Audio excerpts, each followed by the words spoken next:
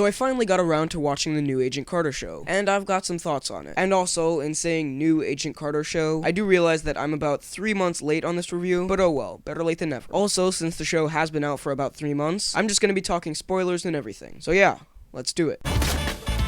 You want a mission that matters? This is it. You work at the phone company.